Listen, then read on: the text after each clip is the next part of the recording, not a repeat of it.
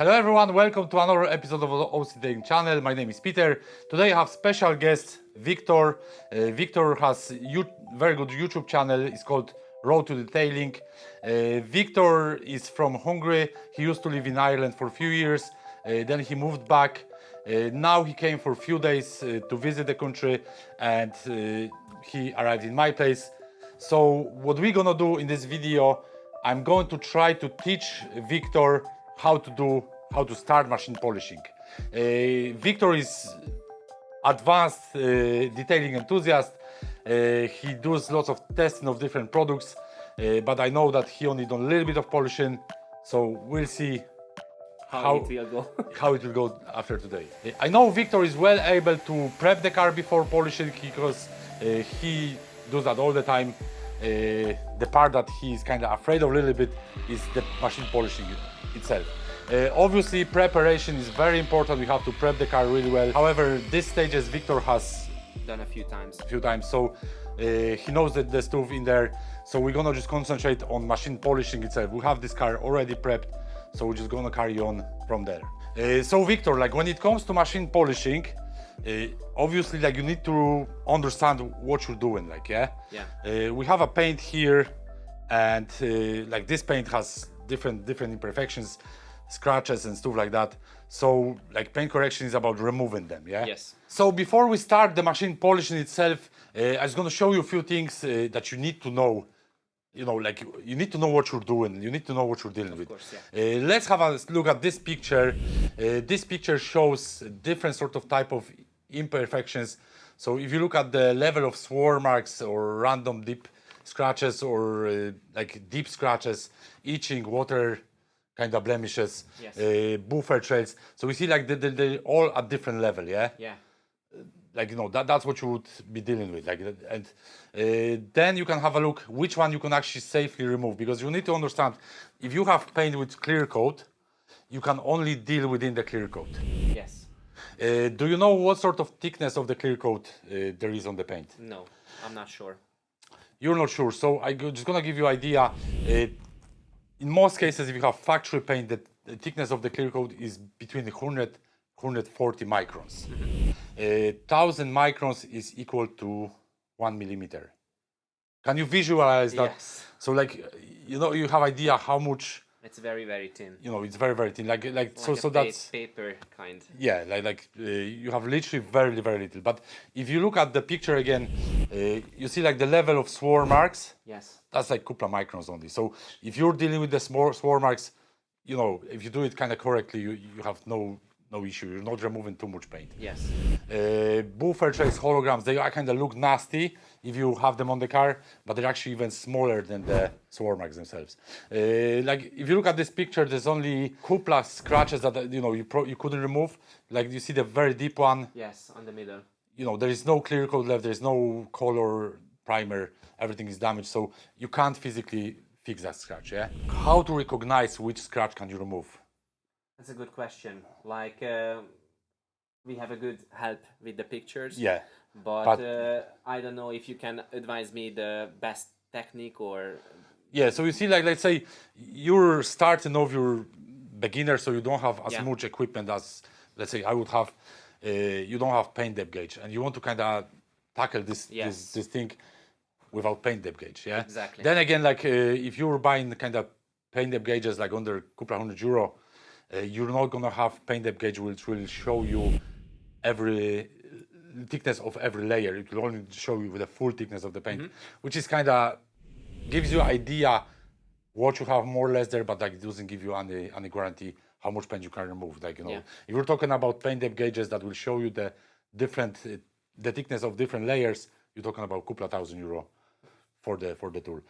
But I'm gonna show you very easy method of how to check what scratches you can remove. Yeah. Okay. Yeah. So the easiest way to check what scratches you could actually safely remove is use a bit of water. I don't know, have you ever seen that, or do you know this method? Yeah, sort of. Basically, if the water covers or fills the room, that should be done. Yeah, that means like if the water fills the imperfections, that means that the imperfections is still in the clear coat. If it doesn't fill up, that means that it's too deep. Yeah. Yeah. So let's have a look here. We have some imperfections there.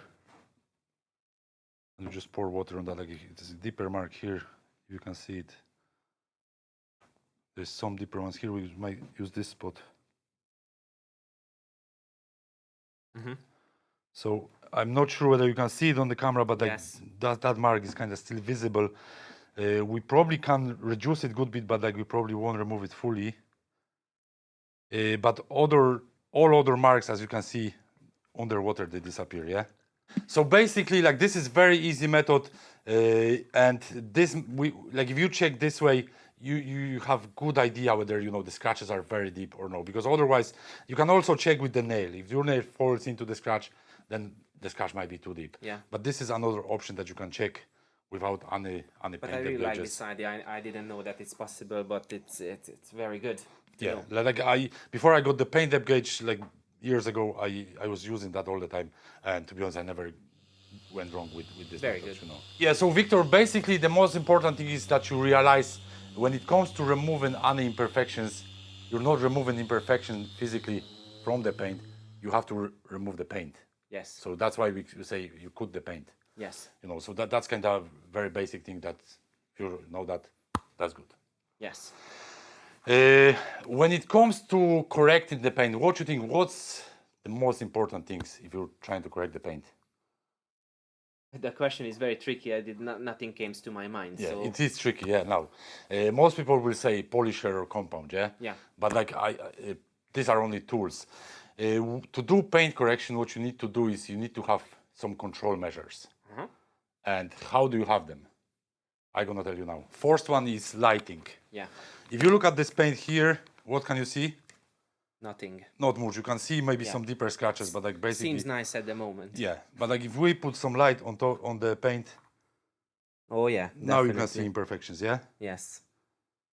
Yeah. So this is the way you can control your work.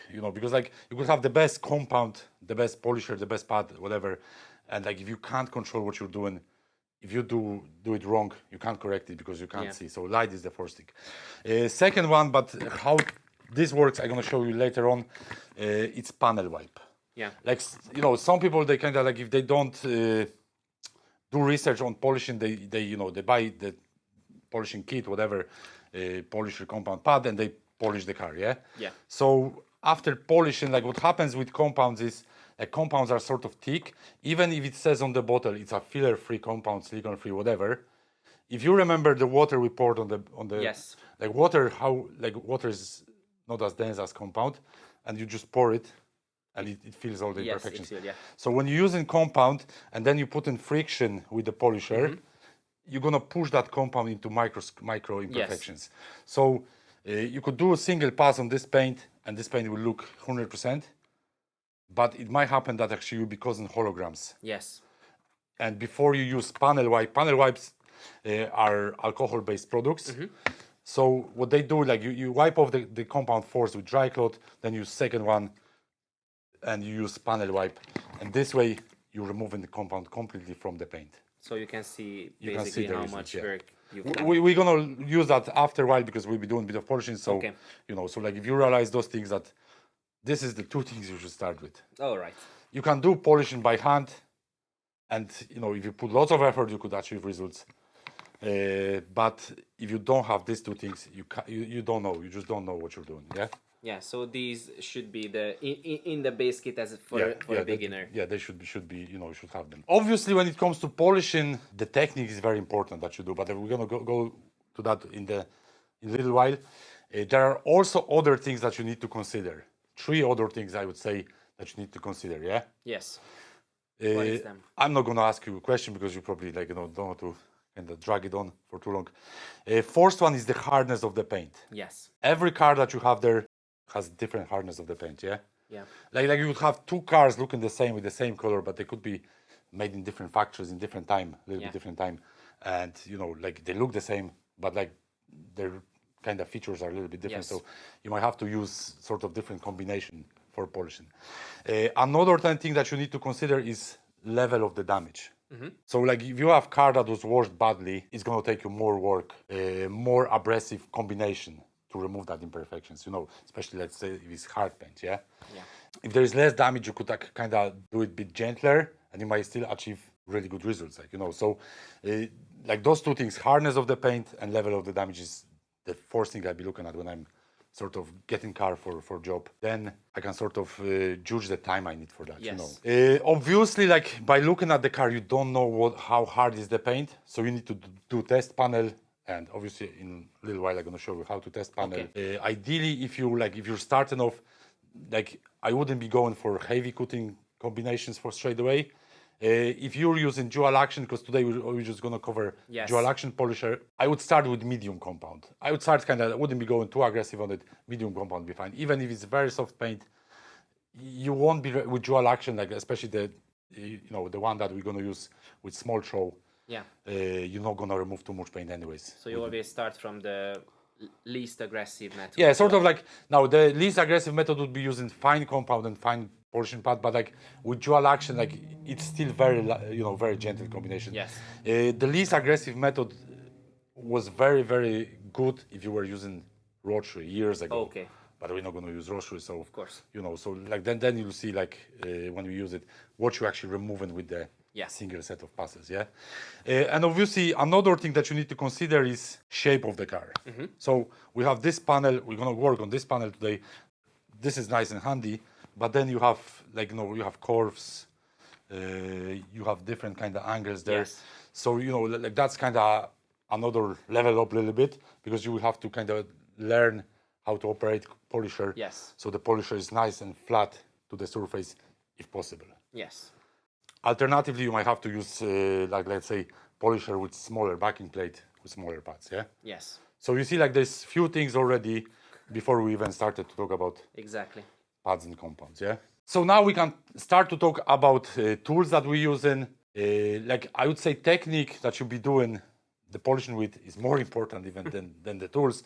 But let's say we cover the tools at this moment. Okay. So the polisher we're gonna use for today to start learning is dual action polisher with 9mm throw. This is sort of the least aggressive polisher you can buy. 9mm throw, the throw is the size of the orbital movement. So like in this case, I turn it on. You see like the backing plate jumps up and down, yeah? If you had polisher, let's say 15mm throw, like let's say Rubes. Rubes is very common polisher, and most of people are using 15mm throw, so this throw is bigger. Yes. Then we have another polisher, let's say there, with 21mm throw. So this sort of distance is even bigger again. What that means to us when we're using polishers, the bigger the throw is, the more sort of aggressive the polisher is. Okay. So you're getting better performance from the polisher. You're getting better bite, better cut. Yeah. I didn't know that. Yeah. So like this. So choose of the polisher. Like when it comes to sort of job, like if you're just doing your car, like you're gonna spend more time with this polisher. Yeah. When it comes to professional job, you need to have variety of polishers, and then you pick one that suits the task.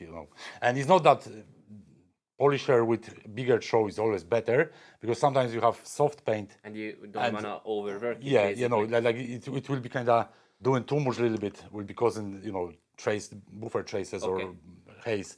So sometimes like smaller for soft paint, even for cutting stage, this polisher is ideal. Yeah. When you're using polishers like this, there's also another thing that you need to know: the orbital movement. Yes. The up and down movement is forced by the machine. Okay. Yeah. So you always you're gonna have this movement. You turn on machine on the surface, you're gonna have this movement. Yeah. Yes. But what happens when you put too much pressure on the machine, or you start to tilt the machine? I suppose it will stop. The movement, or slowing down. Yeah, actually the orbital movement won't stop or slow down, but also you need to remember that actually you have always, like to do really good progress in machine polishing when using dual action polishers, you have also rotary motion. Yes. Like this rotary motion isn't forced by the machine as much. Okay. But like the faster you go, you're gonna have more of that rotary motion, yeah? Okay. So when you using polishers like this, you need to sort of maintain the rotary motion. And you see this little mark here I have? Yes. Like this will give you idea whether the pad is rotating or is actually stopping in one place, yeah? So this is very important thing when you're doing polishing with dual action polisher. We're gonna put that in play and we'll see how it goes, yeah? Of course. Now, the next thing, what you have there, let's say you have polishing pads and compounds. So, Yes. like you have different gradation of polishing Yes. pads, yeah? So you have heavy coat pads, you have medium pads, you have finishing pads. Yes. So the pads I'm using myself most of the time are from this brand. I also use some other brands as well, but I'm gonna show you what we have here. Like here we have a box of pads. So you have 6 different gradations. With different colors. Yeah. So like basically, starting from the top, this is the heaviest one in this bundle. This one is the softest one. Oh yeah, definitely. So which one would you use? Which one would you use if you don't know the car, you don't know the paint? For start, I'd be saying like I'd be using probably orange one or yellow one just to try. Yeah. Yes. Then you try it and you see like if you're removing enough imperfections, that's fine. Yeah. If you're not removing, then you're jumping up with the gradation of the pad. Step by step. Yeah. Well, you could like if there is very little improvement, you could jump up even 2 gradations. If you're removing let's say if you're using medium pad and you're sort of removing good bit of imperfections straight away, that means that the paint is sort of softer. Yeah. If you believe in good bit of holograms after that polishing, then you could find some different gradation, like Yes. go gentler. Yeah. Sometimes like you don't need to change the gradation. Sometimes you just all you need to do is change your technique of working. Okay. Does that make sense? Like Absolutely yes. so there is like the pads, machine, and and compounds. They're only tools, and like it's up to how you use them. Yeah. So basically, it's more about the technique as well. Yeah. Not just about the equipment. Equipment is important. Is but important, but the technique is also very important. that's it. Yeah. When it comes to compounds, that's the same story. I would start from medium compound and see what that compound does Yes. for me. If you need more coat, you just jump up with you get more aggressive compound. Overall, heavy coat compounds, they give you more imperfection removal. Yes. If you use them. Fine compounds, they give you more gloss. In any stage, you are still removing the paint. So like if you have heavy imperfections, you're using heavy coat combination, let's say. But after the pass, you might actually have some some traces of your polishing. Okay. So then that's why you have cupla combinations, cupla Yes. gradations. So you can adjust the one that you need to. If you cause any sort of buffer trails, or Yes. holograms or haze, you can actually correct that Afterwards. afterwards. Yes. Yeah. So you see, you do polishing, then use your panel wipe, use your torch, And see. and then you see, and you can correct it. Yeah. Does that make sense? Like Absolutely yes. to get effective results, if you're doing car, what you need to consider as well is your pads. Like when using pads, especially for coating stage, like you put in more work, like there's more friction, more pressure and everything. What happens with the pad is you have, let's say, heavy coat pad at the start, but after your set of passes, Yes. there's a bit of temperature, there's stuff going on, so this pad will get a little bit softer. Okay. You might even warm it up a little bit. So if you use this pad straight away for the next section, you're gonna have different Results. results. You're gonna have less Effectiveness. yeah, because because the pad will change its features. Okay. So what I do, I have like for coating stage, I usually have 3-4 pads, and I just rotate them. I do this section with the force pad, then I have fresh one for this one, then another one for this, and let's And say then you start over from the first start pad. from over again. And obviously, what you need to do, you need to clean the pads. Yes. So that's After each passes. after ideally after each pass, because unless the compound doesn't clog it up, Okay. then you could do another one. But in most cases, when you're doing coating stage, Okay. you're removing the paint, so you have residue of the paint Yes. and the residue of the compound in the pad. Makes sense. So you need to clean that. Yes. Also, when it comes to compounds, modern compounds, they're designed the way that they break down while you're polishing. So if you can imagine, you have abrasive particles in the compound. Yeah. Initially, you start in fresh compound, you have, let's say, this size of abrasive particles. Over time, when you polishing, those particles break down. So like when you polishing, it doesn't make sense to do lots of passes, because at some stage you won't have unabrasive particles. So when you're removing imperfections, it just doesn't make sense to do many passes. I usually do like 4 to 6 passes. And if I need to remove more of that paint, what I do is I just wipe off the compound, add more fresh compound, See from there. and start again from zero. So to test the panel, I'm going to use medium combination, like I'm going to use medium coat compound and medium coat pad. But when it comes to achieving results, what you need to consider is also the area that you polish in, Yeah. speed of your polisher, pressure that you put on your polisher, passes that you do, how fast you do them. To test the panel, I'm going to use medium combination. I'm going to use medium pad, medium compound. We have the polisher here, which is the most gentle one. But when you're thinking about achieving results, Yes. what you need to consider as well is the area that you polish in. So you know how big the area is. Speed of your polisher, your own speed, how fast you go with the buffer, pressure that you put on the polisher, and number of passes that you do. Okay. So like all that combined together with what we've said before should give you great results. Great. So I'm going to show you, I'm going to then demonstrate to you how would I approach it. Okay. And then I'll give you a go and we'll see how you do it, yeah? All right. So how much compound do you need on the pad? I'll be using about 4 drops like this. All depends, like sometimes you need more, sometimes you need less, but you have to test the panel first to see more or less how much compound you need. If the compound goes off too quick, within 2-3 passes you don't have more compound left, then in the next pass you just add in more. Okay. If there is, you do 6 passes and there is still lots of compound, then you know for the next time you can add a little bit less. So I'm going to use a bit of tape just to see the difference we're going to achieve in this case. I'm going to do test panel, but I'm going to show you all the steps that I'm going to implement in this case. Yeah. So we have the compound on the pad. Then I'm going to dab the compound on the paint just to have it spread quite well. Next thing, I'll be spreading the compound with the polisher. So I put it on 4th gear and just spread it like that. And that's all we need to do. We don't have to go, cover 100% of area as long as we cover that much, like that we're grand, yeah? Yes. When you polishing, like it's very important to have the pad as flat as possible to the surface, yeah? So that's very important thing. When you start to tilt the polisher, this might be causing holograms on the paint or haze, So ideally, if you kind of like when you start in polishing, make sure you have the polisher in kind of optimal position where you're not tilting it anyway. Okay. I'm just gonna show you if I have it there like that.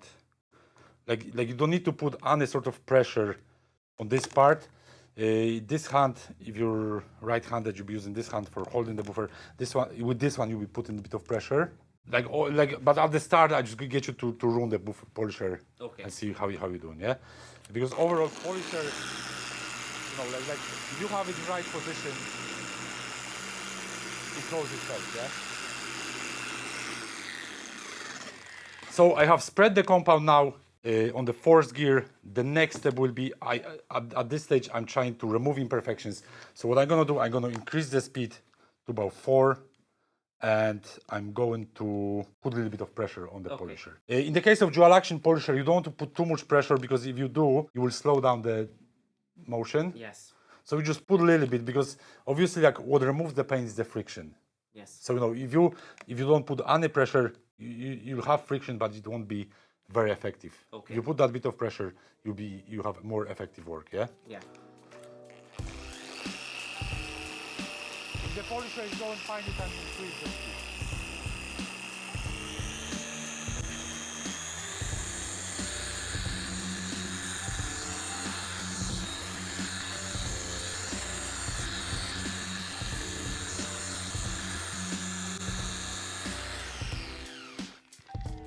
So now to see what sort of result we achieve, what we need to do, we need to wipe it off.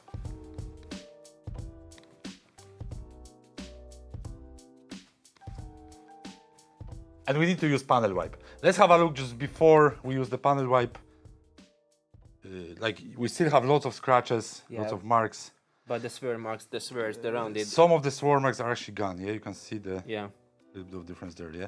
But we use the panel wipe just to see what exactly we did there.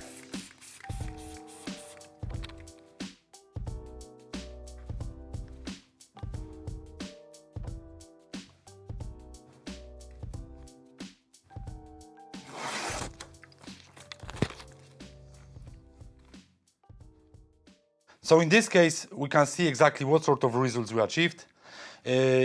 For test panel, we know that the paint is hard, because we used medium combination. We removed some of imperfections, but I wouldn't be happy with that for one pass, because like it would take you ages to correct with that combination. So the next step would be increase the combination, like get heavier compound, heavier pad. Yeah.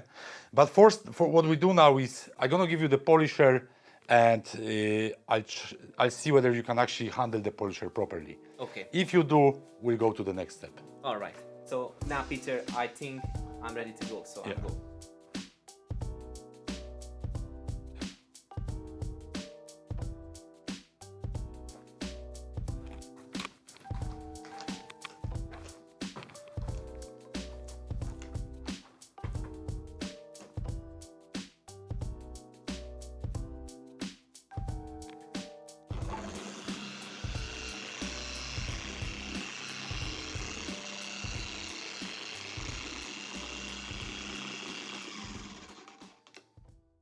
And now? Go to fourth gear, and if you think that it's going well, you can actually increase the speed. Okay. You don't probably be hard at the start to increase the speed without stopping the machine, but over time you probably get used to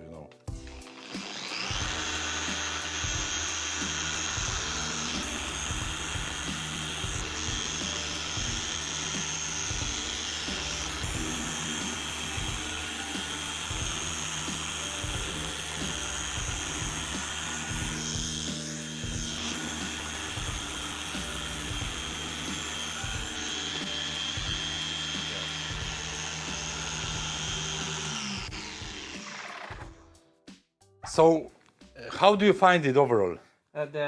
Basically the hardest part for me is to feel when the pad is flat on the surface. That's why I basically felt myself not too confident to where to hold the machine, to feel it's what is the right angle on the surface.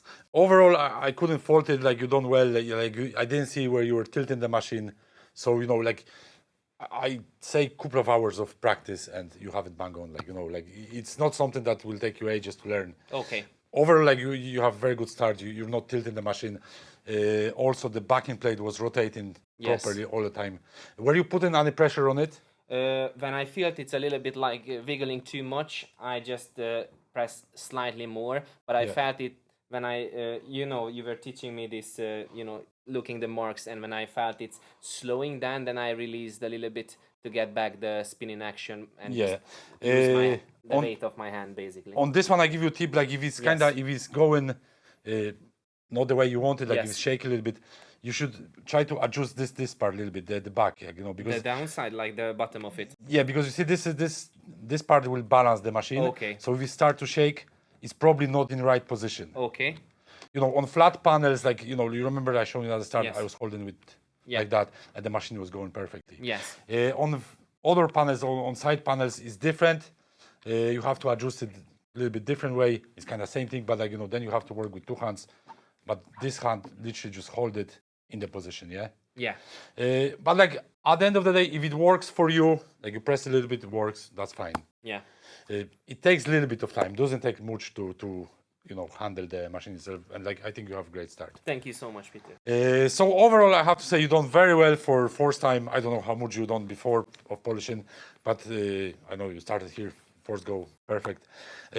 So what we can do now, we can actually do another section, but in this case, we actually will try to improve the paint. We know this combination isn't good enough for removing those imperfections, so we're going to change the combination. We're going to use a heavy coat compound, heavy coat pad. Okay. And then we'll give it a go, yeah? Yeah.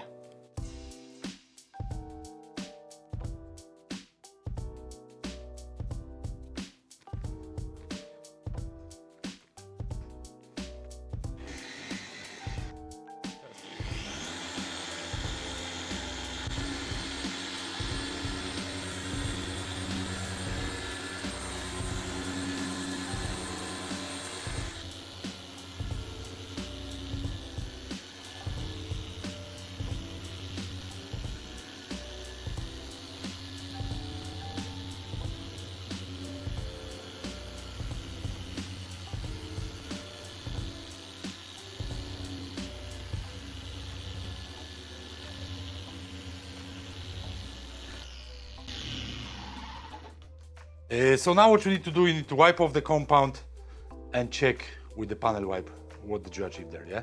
Yeah. So you can even remove the tape for now.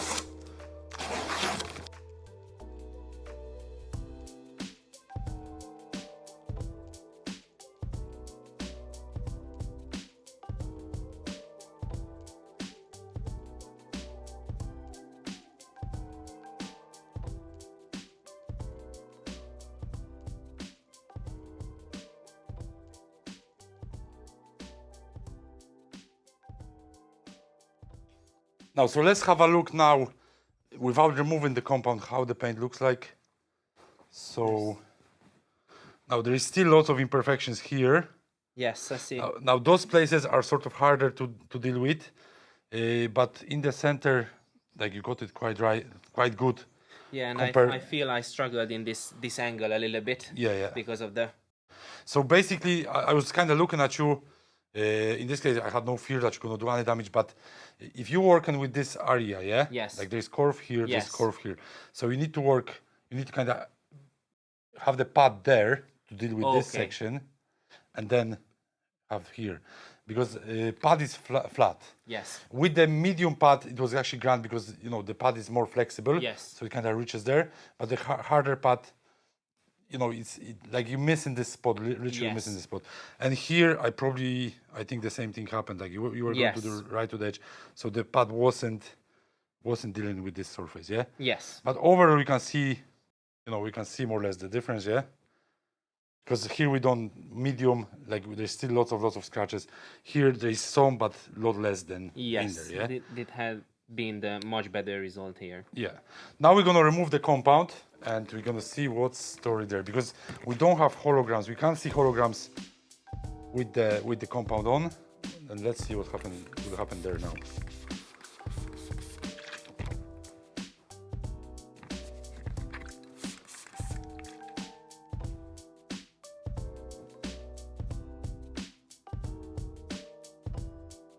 Now we can check.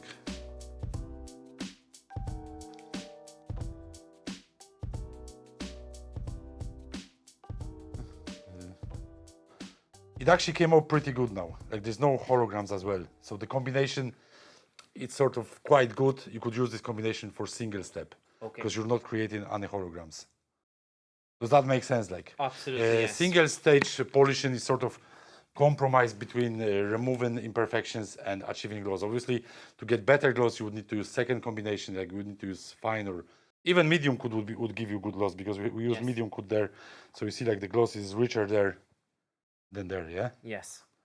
If you wanted to correct this thing, this section here, what you would need to do, would need to go again with the heavy coat. What we can also do, I can get you harder pad again, and then we'll see what sort of results you're gonna get, yeah? Yeah. Just in the next step, what I would say is try to kind of keep, when you're doing this section, go with the polisher above, so you're dealing with this section, and then, you do overlap here, yeah?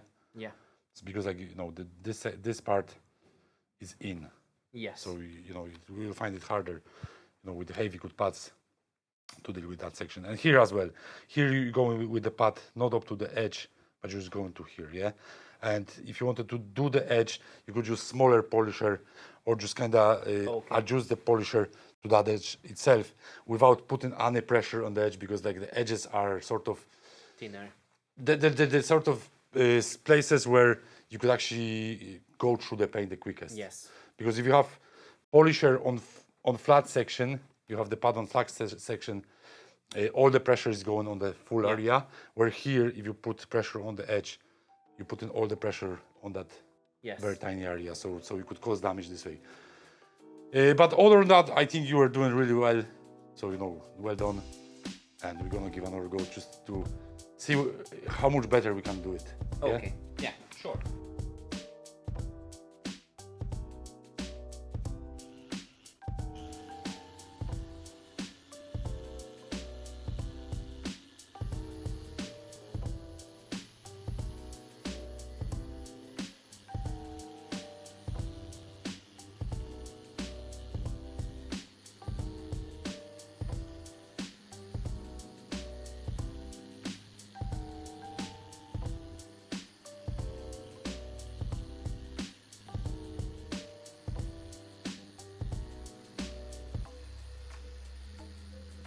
Yeah, so let's see what sort of result you achieve on this one. Like normally, obviously, you don't need to use the tape, but in this case, we just use the tape to see the actual difference on the panel. So let's see again without removing the compound. So you have nice glossy finish. Now still some scratches there. In this case, you just have to work a little bit more on this. Yeah. You might have to repeat, you know, just go back and just do this section separately, yeah? And now let's see what sort of finish we actually have there with the panel wipe. And again, you didn't manage to cause much holograms. There's just like the gloss level is not the best it could be there. But like you see, like it works well. If you have everything in place, it works sort of really well. So just the last thing before we finish today, I'm just gonna show you another thing. I done a bit of roof polishing on this one. It might happen sometimes that you're using heavy combination or even medium coat on soft paint and you get in sort of hazy finish, you get a bit of buffer trails. In the case of dual action, you're never gonna get as heavy buffer trails as in case of rotary machine, but you still might get them. So you need to know how to deal with them, yeah? In this case, we have haze and tiny marks. You kind of deal with them nearly similar way as you do in the coating. Just in this case, we're gonna use softer combination. By looking at it, I'd say if we use fine coat combination, it might not be effective enough. But we've done a bit of testing before and medium coat combination was giving us nice gloss. So I would say for this one, because the sort of haze is quite heavy, I would use medium coat. So I'll get you to do that, and if you do that correctly, then we'll be over. All right.